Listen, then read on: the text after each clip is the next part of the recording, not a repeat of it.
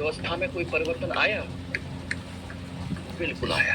इस पीरियड में पहली बार पशुपालन तो चल ही रहा था, पशुपालन के साथ कृषि का विकास, और कृषि का विकास हुआ तो इसी के साथ में शिल्प और उद्योग का भी विकास हुआ। शिल्प और उद्योग का विकास, ये कंसेप्चुअल क्वेश्चन है।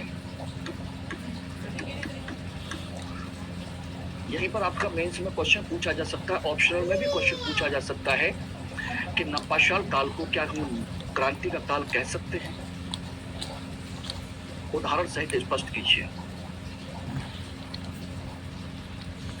उदाहरण सहित स्पष्ट कीजिए। या इसी तरीके से पूछा जाए, नवपाषाण काल के में हुए प्रमुख परिवर्तनों को स्पष्ट कीजिए। ये ऑप्शनल में भी और जीएस में भी, दोनों जगह पर क्वेश्चन पूछा जा सकता है, ठीक है ना। और प्री में सिंपल सा नवपाषाण काल की प्रमुख विशेषताओं पर विचार कीजिए, 1, 2, 3, 4, और उसके नीचे लिखाओ निम्न में से कौन सी विशेषता सही नहीं है, या कौन कौन सी विशेषताएं सही हैं। तो वो मीन्स प्री में क्वेश्चन इस तरीके से क्वेश्चन पूछा जा सकता है। इसलिए मैं सारे के सारे टॉपिक वाइज सिस्टमेटिक तरीके से आपको सारे पॉइंट डिस्कस करते रहा हूँ। बहुत टफ नहीं है, बहुत सिंपल सा है, आराम से समझिए, ठीक है ना। तो शिल्प और उद्योग का विकास, अब कहोगे सर इस पीरियड में कौन सा उद्योग हो गया? क्यों भाई, अब क्या वो बढ़ई का काम करने वाले लोग बढ़ई का काम नहीं करेंगे? अब चूंकि एक गांव में रहने लगे, कृषि करने लगे, तो बढ़ई का काम होगा कि नहीं होगा? लकड़ी का सामान, लकड़ी का मकान बनाने वाले, छत बनाने वाले, इस तरह की चीजें बनाने वाले, ठीक है ना, आपके कपड़े बुनकर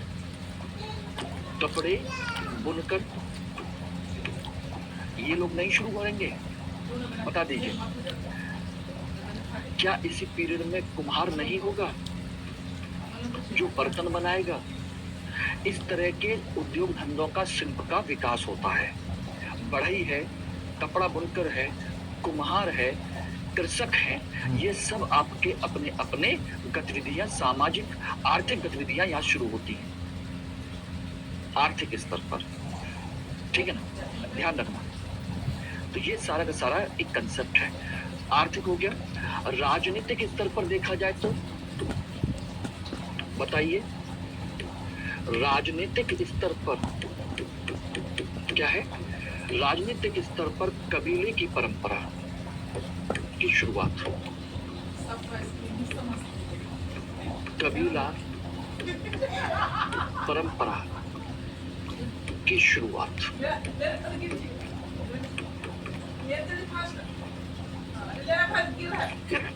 सॉरी, कबीला परंपरा की शुरुआत राजनीतिक स्तर पर।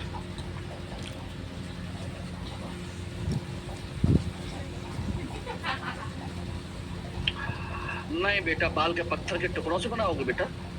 क्या मजाक कर रहे हो मनीष, तुम ऐसे मजाक मत किया करो यार। ये बच्चा जो है बेचारा जानबूझ कर कैसे कमेंट करता है कि मैं इसका नाम, बाल बनाने वाले भी थे सर। अरे भाई, पत्थर के टुकड़ों से कोई सेविंग कैसे करेगा, बाल कैसे काटेगा? ऐसा कुछ भी नहीं था। वो तब तक नहीं होगा जब तक कि धातु नहीं आ जाएगी, ठीक है। कबीले की परंपरा की शुरुआत।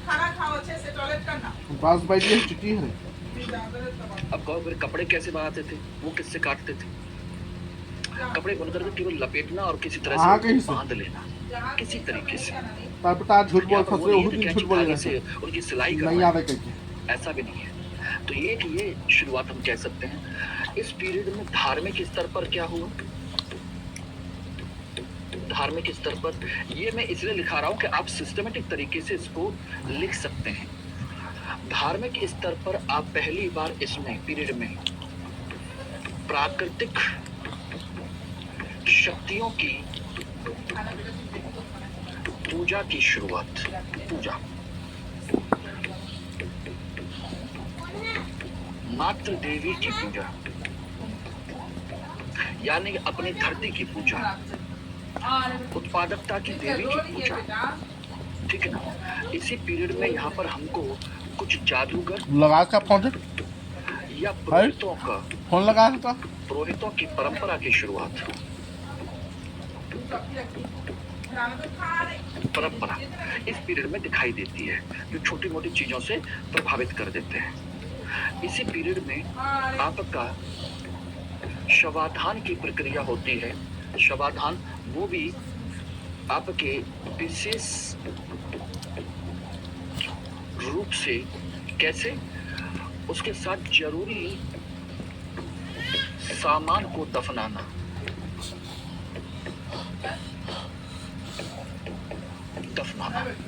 और जरूरी सामान को दफनाने का मतलब होता है, यहाँ पर ध्यान रखना, कि वह लोग अब आत्मा, परमात्मा या जन्म, पुनर्जन्म और इहलोक और परलोक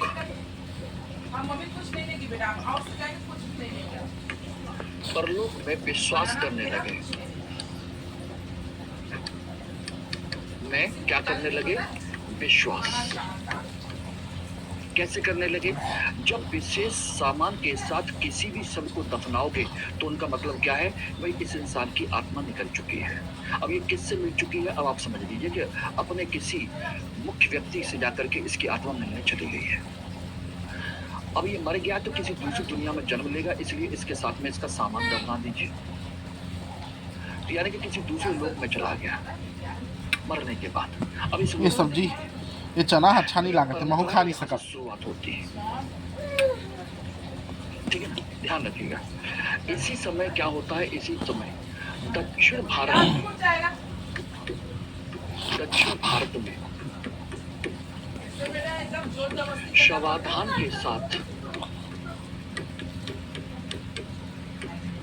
पत्थरों का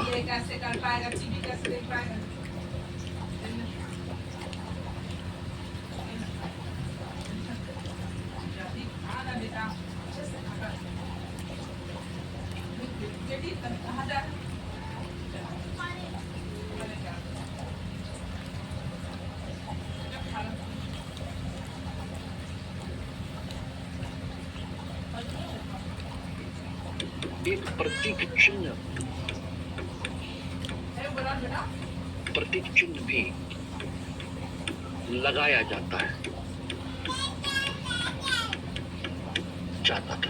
यानी कि उनकी ये कब्र बना दी, ये रही कब्र, और कब्र के ऊपर एक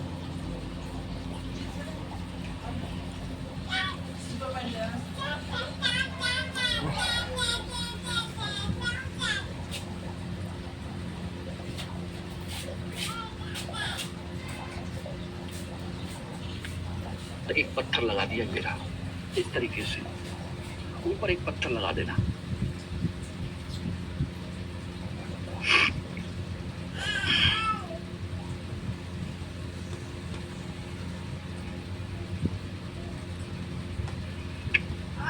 क्लियर एवरीबॉडी?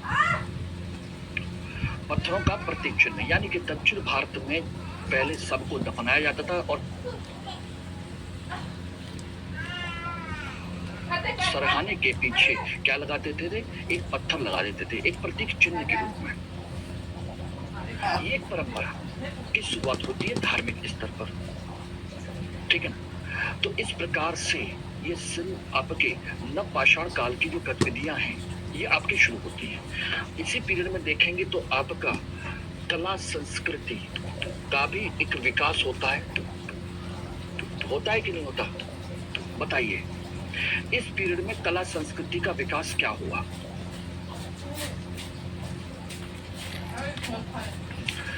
आप अपने बस प्रतीक चिन्ह के रूप में कि ये हमारे ये व्यक्ति मर गए थे, उनका बस हमने एक प्रतीक चिन्ह लगा दिया है और कोई मतलब नहीं है। ये उनका पत्थर है, ये उनके नाम का पत्थर है। आज नहीं लगाते क्या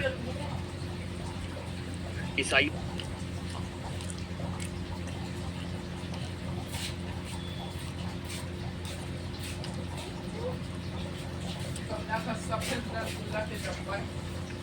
क्योंकि कमला मला आज तक नहीं पता इस क्यों में जाइए, उनके जो कब्रिस्तान होता है उनका, वहां पर बाकायदा उनके नाम की नाम प्लेट लगाई जाती है कि नहीं लगाई जाती, उनकी कब्र बना करके। अब मुझे बता दीजिए कि इस पीरियड में आपके कला संस्कृति में क्या विकास हुआ। आनंद जायसवाल कह रहे हैं कि चित्रकला का विकास, बहुत अच्छी बात है। अच्छा, चित्रकला कहाँ पर, गुफा में तो रहते नहीं है, तो क्या लकड़ी की दीवार पर चित्र बनाएंगे? बताओ, लकड़ी की दीवार पर चित्र बनाएंगे, जमीन पर चित्र बनाएंगे, किस पर चित्र बनाएंगे बेटा? बर्तनों पर। पकाना तो सीख ले ढंग से, पहले इनको पकाना तो सीख ले, अभी ढंग से पकाना नहीं सीखे हैं, तो चित्र कहां से बनाएंगे?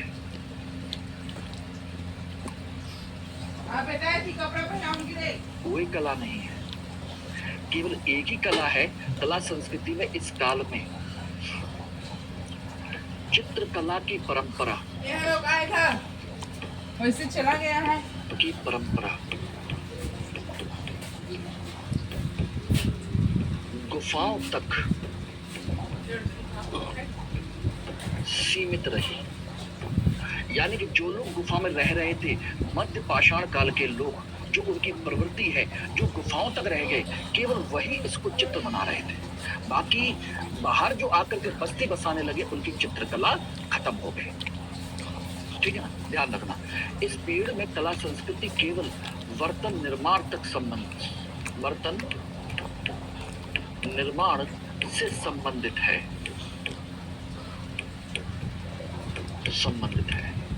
बस, इसके अलावा कोई नहीं है। कोई इसका पीरियड में कला संस्कृति ज्यादा विकसित नहीं होती है। बस ये है कि बर्तनों को पका लेना है, बर्तनों को रख लेना है, मकान अच्छा बना लेना है, बस इसी पर है, और कुछ भी नहीं मिला। बर्तनों पर भी कोई चित्रकारी, कोई कलाकारी की ज्यादा इस पीरियड में नहीं मिली। साधारण बर्तन है, केवल पके हुए इस पीरियड में। और अब इस पीरियड के जो एग्जाम्पल्स हैं, कहां से इसके एग्जाम्पल्स मिले हैं, वो आप लोग देख लीजिए। जो मैं आपको बता दे रहा हूं, आराम से उनको देख सकते हैं आप लोग,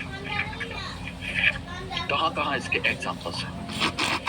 देखिए, सबसे पहले हम बात करें तो उत्तरी क्षेत्र में, ये तो हमने बता दिया, मेहरगढ़, किली गुल मोहम्मद, राना गुंडई, यहाँ से तो मिला ही मिला है। इसके प्रमुख स्थल लिख लीजिए फटाफट। स्थल उत्तरी पश्चिमी क्षेत्र,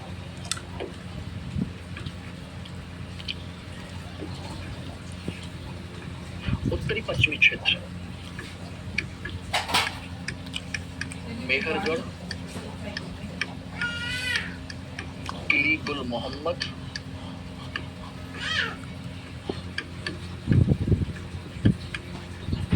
पेटा,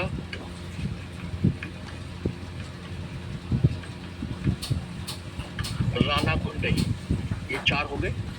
मेहरगढ़, किली गुल मोहम्मद, पेटा और राना गुंडई। उसके बाद आ जाइए आप लोग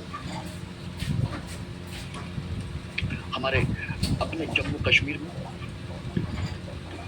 कश्मीर में। इसमें है आपका बुर्ज होम और गुफकराल, और यहां से कुछ विशेष चीजें मिली है, उसको जरूर याद रख लीजिएगा। बुर्ज होम से क्या क्या मिला है, गुफकराल से क्या क्या मिला है, बहुत इंपॉर्टेंट है।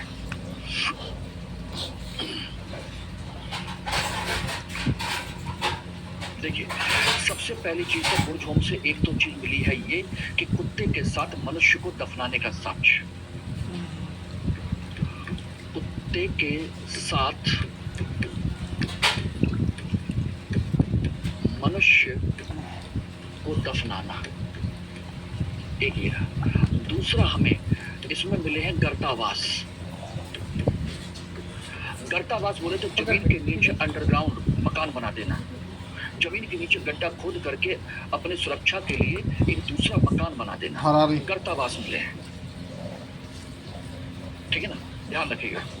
ये दो चीजें यहाँ से हमको मिले हैं। ये गुफ कराल से भी मिले हैं गर्तावास।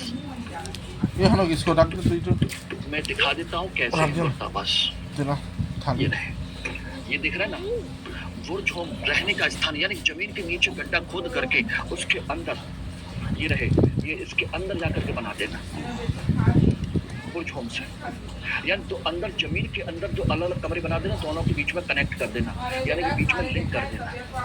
जमीन के नीचे आवास बनाना। ये इस पीरियड में यहाँ से आपको एविडेंस मिले हैं। दोनों तो दोनों कहाँ के हैं, ये आपके बुर्ज होम के इमेज मैंने आपको दिखा दी है गर्तावास की, ठीक है ना। दो चीजें याद रखिएगा। उसके बाद आ जाइए आप, इसके बाद उत्तर प्रदेश। उत्तर प्रदेश में एक जगह कोल्डी हवा, इलाहाबाद के पास कोल्डी हवा, और कोल्डी हवा से हमें प्रथम चावल का साक्ष्य मिला है।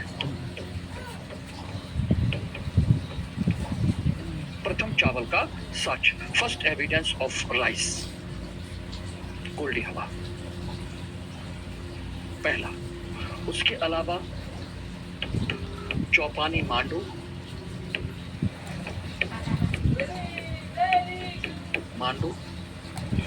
महगरा,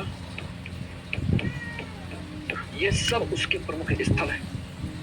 महगरा है, चौपानी मांडू है, ये सब आपके प्रमुख स्थल हैं, ठीक है ना। इसके बाद आ जाइए तो मध्य गंगा घाटी, उत्तर प्रदेश में ही मध्य गंगा घाटी के क्षेत्र में, यानी कि गंगा यूपी बिहार वाला जो इलाका है उस क्षेत्र में मध्य गंगा घाटी।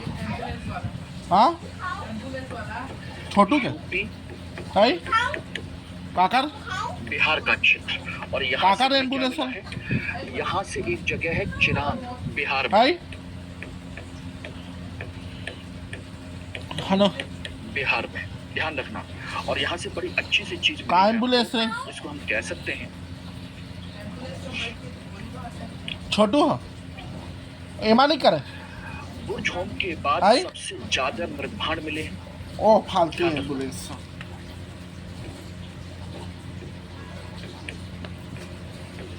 बुर्ज होम के बाद 50 ग्राम मिली सर्वाधिक एम्बुलेंस वाला है वही अच्छा है तेरे मिले हैं। और आप में से कोई लेकिन- बताएगा चिरांग से क्या मिला था लेकिन- हमको? इम्पोर्टेंट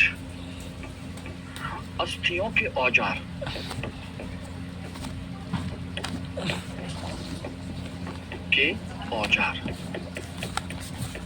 ये सब आपके प्री एग्जाम के लिए बहुत इंपॉर्टेंट टॉपिक्स हैं, ध्यान रखना।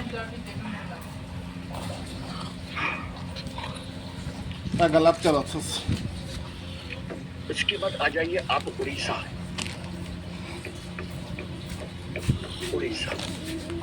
उड़ीसा का जो क्षेत्र है, उड़ीसा है, असम है, ईस्ट इंडिया में कहते हैं।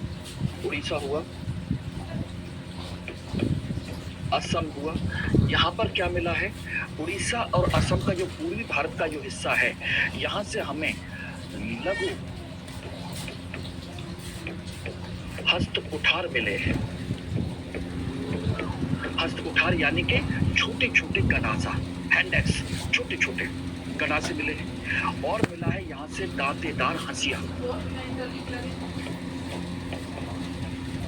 दांतेदार हंसिया, पत्थर का ही बना हुआ। आप जानते हैं आज की डेट में हंसिया क्या होता है?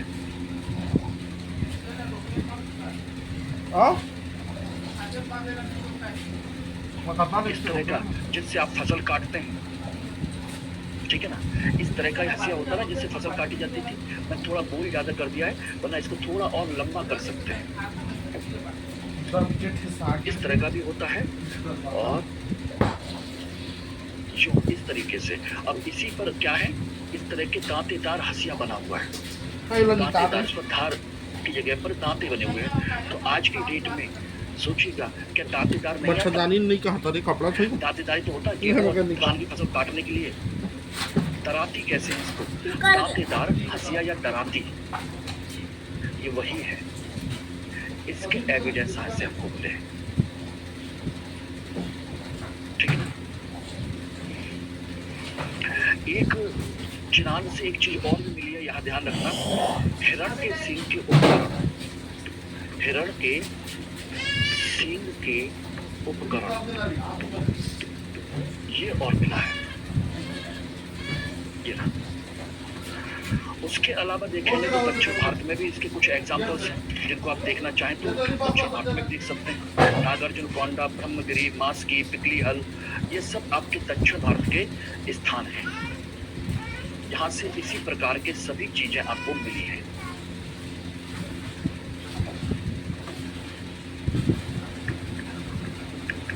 दक्षिण भारत में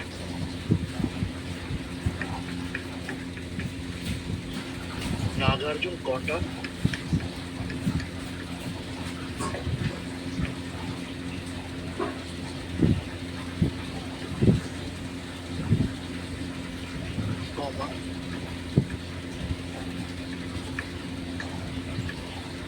पिकली हल, हल्लूर,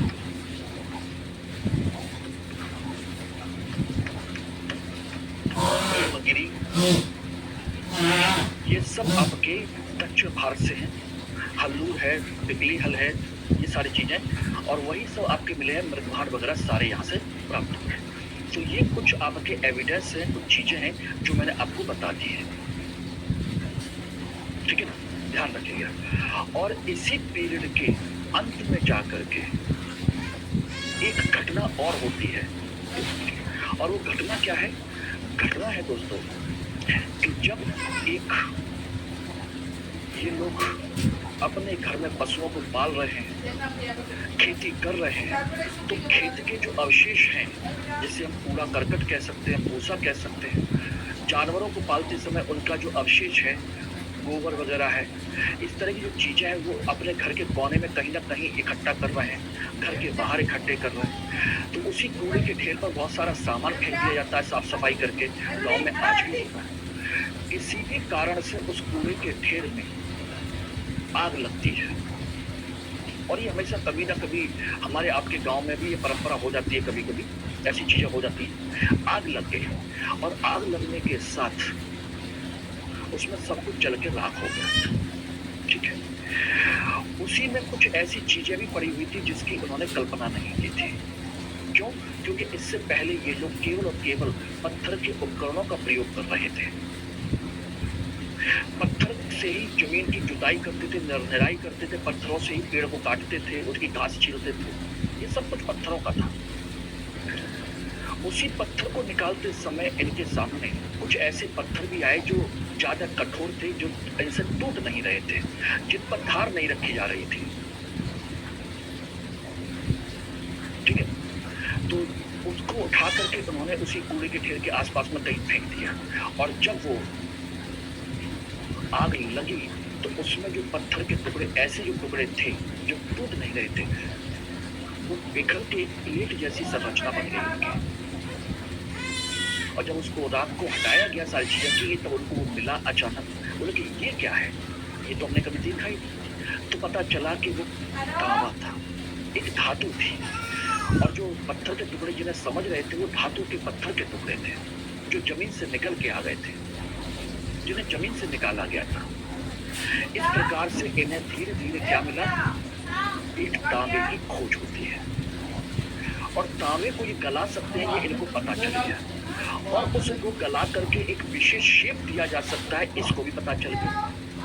इसी वजह से ध्यान रखिएगा, अगला जो काल आया इसके तुरंत बाद नवपाषाण काल के अंत में, उस काल को हम कहते हैं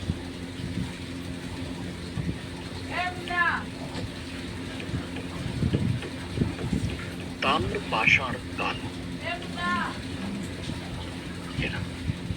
ताम्र पाषाण काल कहते हैं, ताम्र युग कहते हैं, ताम्र पाषाण काल। और ये उससे ज्यादा एडवांस है, उससे थोड़ा सा ज्यादा एडवांस है ताम्र पाषाण काल। अब कहोगे कैसे एडवांस है? बिल्कुल मैं बताऊंगा भी, समझ लीजिएगा। उसके प्रमुख स्थल भी हैं, सारी चीजें भी हैं, सब कुछ हमको पता चलता है ताम्र पाषाण के स्तर पर।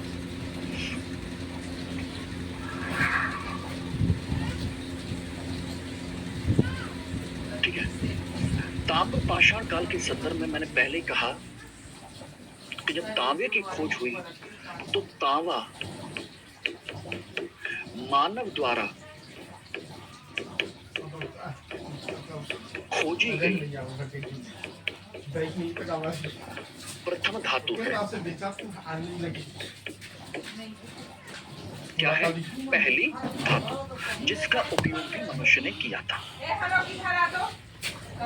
ठीक है, अब इसको ताम्र पाषाण काल क्यों कहते हैं? क्योंकि इस युग में तांबे के और पत्थर के दोनों के औजार चलते रहे, आने सब्जी रान, इसलिए इसको हम ताम्र पाषाण आने सब्जी रान ना था जल्दी। अब इस ताम्र के इसने क्या किया, इसको देखेंगे तो इसकी वजह से जो आने प्रभाव सब्जी पड़ा, आने सब्जी रान था कि नहीं? तांबे के औजार इसके उपकरण बनाए और इसके उपकरणों से नहीं बच रही थी तीन आपके जंगल काटे, उसकी जड़ें अभी दो नहीं बचे, जमीन से नीचे निकाली,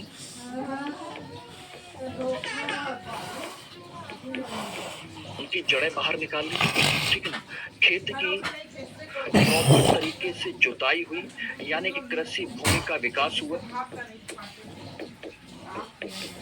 कृषि भूमि का क्या हुआ? विस्तार हुआ, क्योंकि जितना ज्यादा जंगल काट लोगे, जितनी ज्यादा उसकी जड़ें निकाल दोगे, उतना ज्यादा कृषि का विस्तार आपका हो जाएगा। जनसंख्या नवपाषाण काल से बढ़ती हुई चली आ रही थी, क्योंकि अब उनको भटकना नहीं था, उनके पास उनकी सुरक्षा थी, सब कुछ था। तो ये तीनों चीजें आपकी हुई, और जब ये हुआ तो बता दीजिए इसकी वजह से आपकी जो कृषि है वो कृषि कम होगी या ज्यादा होगी? बताइए। इसकी वजह से आपका जो कृषि उत्पादन है कैसा हो गया? अधिशेष उत्पादन होने लगा। कैसा होने लगा? अधिशेष उत्पादन, सरप्लस प्रोडक्शन, यानी कि पर्याप्त मात्रा में, ज्यादा मात्रा में आपका उत्पादन होने लगा। यानी कि एक परिवार अब खेती कर रहा है 10, 15, 20, 25, 30 बीघा में बैठ करके, तो उसको इतना मिल जा रहा है कि वो साल भर में खत्म नहीं कर सकता। अधिशेष उत्पादन, यानी कि जरूरत से ज्यादा उत्पादन शुरू हुआ इसी की वजह से। ठीक है ना, ध्यान रखना। और अधिशेष उत्पादन हुआ तो यहीं से समझिएगा, इस अधिशेष उत्पादन ने समाज का कार्य के आधार पर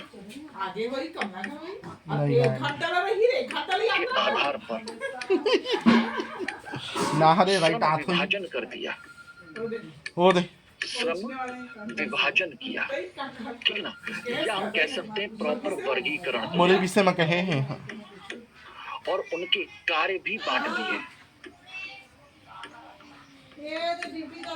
बांटे जैसे अब इनमें से ध्यान दीजिएगा, कुछ लोग बन गए, ये आपने कथा कहना तो अच्छा भाई का गांव की लगभग आधी जनसंख्या खेती करने लगी। कुछ लोग बन गए बुनकर, कुछ लोग बन गए बढ़ई, प्रॉपर तरीके से बन तो पहले ही चुके थे, लेकिन समाज का वर्गीकरण होने लगा। पहले केवल कार्य विकसित हुए थे, अब यहाँ पर समाज वर्ग विकसित होने लगा। यहीं पर आपका धातु कर्मी बनने लगे, क्योंकि धातु मिल चुकी है, उसके औजार बनाने वाले। ठीक है ना, बढ़ई हो गया, तो कुम्हार हो गया, ये सब तमाम तरह के आपके वर्ग बनना शुरू हो गए। सांप के यही वर्ग बन गए, और सब लोग मिलकर के सभी काम नहीं करेंगे, बल्कि अलग अलग वर्ग के लोग अलग अलग काम करेंगे। और यहीं पर पहली बार ध्यान दीजिएगा, इन सभी वर्गों में क्या हुआ? वस्तु विनिमय प्रणाली की शुरुआत। किसकी? वस्तु विनिमय प्रणाली की शुरुआत। परंपरा समाज जैसी जो चीजें हैं वो पहले से चली आ कोई रही था हैं। इसमें नहीं। वस्तु विनिमय प्रणाली ये क्या होती है? Water system. भैया एक काम करो, ये बुनकर है, ये कपड़े किसान को दे देगा, किसान अनाज दे देगा। बढ़ई लकड़ी का सामान किसान को दे देगा, वो इनको ये दे देगा, या बढ़ई अपना सामान नहीं बुनकर ये को दे बिलासपुर देगा, में लगा इनसे रहे कपड़े हैं। ले लेगा। यानी कि सभी लोग पानी गिरा था तो एक-दूसरे के आही लिए बनी था सामान का आही। उत्पादन करते हैं अपनी जरूरत पूरा करने के बाद। पहले अपने लिए, उसके बाद दूसरों के लिए भी। इसी को कहते हैं वस्तु विनिमय प्रणाली या जजमानी व्यवस्था, बंद अर्थव्यवस्था, जहां पर उनको किसी अन्य व्यक्ति की या किसी अन्य व्यवस्था की जरूरत नहीं है। सब लोग आपस में मिलजुल करके काम कर लेते हैं, लेकिन सभी लोग सभी काम नहीं करेंगे। पहले क्या हो रहा था? नवपाषाण काल में एक ही परिवार अपने लिए कपड़े भी बना रहा था, अपने लिए खेती भी कर रहा था, अपने लिए पशु भी पाल रहा था, बता देना। अपने लिए औजार भी बना रहा था। यानी कि सभी लोग सभी काम कर हाँ रहे थे। बेटा, तू कपड़ा नहीं पहन लेकिन सके, यहाँ देख पर तो कितने कार्यों का लोग, विभाजन हो गया। कितने लोग देख सभी लोग सभी काम माँ नहीं बाप के करेंगे। लेकर मनीषने रखे। बात समझ में आ गई नहीं आ गई? एक बंद अर्थव्यवस्था की शुरुआत हो गई। ताकि इसे वीडियो कॉलिंग करोगे तो कभी करा नहीं है। बंद अर्थव्यवस्था यहाँ पर शुरू हो जो मिला गई, उसको यानी कि भाई मैंने बाद में आत्मनिर्भर रेडी हुआ अर्थव्यवस्था, जिन्हें किसी की कोई जरूरत नहीं है। हाँ, मेरी बेटी को भी लेकर जाएंगे। अब सोचिए, जब इनके काम बट गए तो काम का जो विषय, जो कार्य, इसके अंतर्गत जो तो कार्य सही की में पैथा प्रणाली में होगी वो कैसी होगी, जा कार्य जा की गुणवत्ता कैसी होगी। पैसा हाथ होते हैं जा जा के तो क्या करें? मन को दिन वही जगह भाग जी खाए पिए नहीं पाते तो राजू में का करा। कौन अब समझ में आ मन गया? को दिन भाग जी घर कार्य से। की गुणवत्ता बढ़ेगी। अब सोचिए, जो कुम्हार है क्या वो पहले की तरह ही बर्तन बनाएगा? नहीं भाई, थोड़े से अब और अच्छे बनाएगा, क्योंकि अब उसको केवल केवल और केवल बर्तन बनाने हैं। अब उससे ना तो लकड़ी का अपना घर का काम करना है, ना कपड़े बुनने हैं, ना खेती करनी है। और किसान केवल खेती ही करेगा, अब उसे बाकी और कोई काम नहीं करने। यानी गुणवत्ता बढ़ गई, यानी कि हम कह सकते हैं कि उसकी थोड़ी सी विशेषज्ञता बढ़ी। और विशेषज्ञता बढ़ेगी तो समझ लीजिए कि उसकी जो वस्तुओं का निर्माण होगा, सारी चीजें होंगी, कैसी होंगी? बेहतर होंगी पहले से। ठीक है ना? तो ये सारी चीजें होने लगी, और इसी के आधार पर अब समझिए क्या हुआ। इन सारी चीजों के आधार पर हुआ आपका एक ग्रामीण कृषि और पशुचारणिक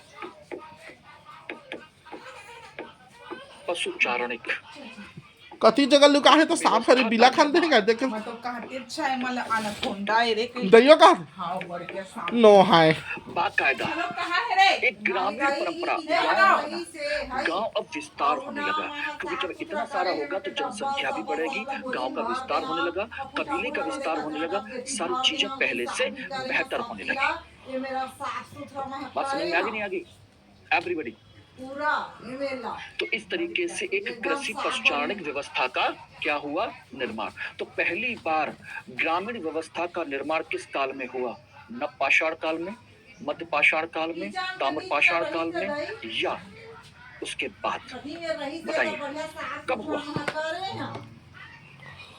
ताम्रपाषाण काल। आराम से लिख सकते हैं, बस समझ में नहीं आ गया? रखे। नहीं आ गया? बताइए इसमें पता है तो कितना सांप के मैंने का आपको लिखा तो दिया अंडा है। की सही रखे हुई तब बोले तो अंडा की पहचान नहीं चलत एक लिंक है, हर चीज के पीछे एक कंसेप्ट है, बस उसी को समझिए। नहीं लावे रे नहीं चीजें कहन टफ नहीं है, बस ढंग राइट से है। समझने की जरूरत है। बड़े बड़े अंडा भी थे इस पीरियड में ओके ये ओके हुआ। कर का थे भूरी है अब जब भूरी ये है हुआ ओदी तो स्वाभाविक सी कोई बात बता है, दे मत समाज उनके बदल बारे गया, तो फिर इनकी अर्थव्यवस्था भी बदल गई। अर्थव्यवस्था बदली तो क्या इनकी धार्मिक व्यवस्था नहीं बदलेगी? ए पावर बैंक ले दे बदलेगी। इसी पावर पीरियड बैंक में ले दे इनकी जो धार्मिक व्यवस्था है, ध्यान रखना, वो कैसी हो गई? धार्मिक व्यवस्था वो कैसी होने लगी? उनका समाधान जो परंपरा है, इसे जमीनेच में कर सकते ओदी राजा बन के क्या इनको याद है का विस्तार हुआ। ठीक है ना? और इसमें विशेष दिशा के साथ शुरू हुआ, विशेष दिशा के साथ। यानी अब तक तो केवल और केवल उनको कैसे भी दफना देते थे, अब बाकायदा एक दिशा बनने लगी। यानी कि धार्मिक परंपरा का विकास और ज्यादा होने लगा प्रॉपर तरीके से। बेटा श्याम पाठक, ये ताम्रपाषाण काल उसका अगला काल है, नव पाषाण काल के बाद का काल है। इसका मतलब घर पे आप एनसीईआरटी या कृष्ण बिल्कुल नहीं पढ़े हो बेटा, है कि नहीं? श्याम पाठक पढ़े हो? नहीं पढ़े ना भाई, क्रम है। नव पाषाण काल में केवल पत्थर थे, पत्थर के युग के बाद में धातु युग आ गया। अब यहाँ पर धातु युग शुरू हो गया।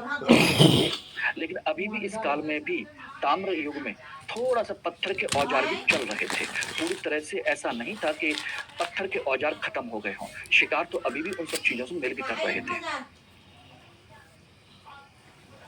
ग्रामीण व्यवस्था बताई थी, लेकिन प्रॉपर तरीके से वहां की शुरुआत है केवल एक छोटा सा गांव बना जिसमें 10-12-15 घर थे। अब यहाँ पर पूरा का पूरा 50-100 घरों का एक कबीला बन गया, बड़ा कबीला। एक प्रॉपर व्यवस्था बन गई जहाँ पर सब कुछ आपका बाकायदा विभाजन है। इसलिए इसको कहते हैं ग्रामीण कृषि पशुचारण व्यवस्था का निर्माण। यही है, ये उससे एडवांस है।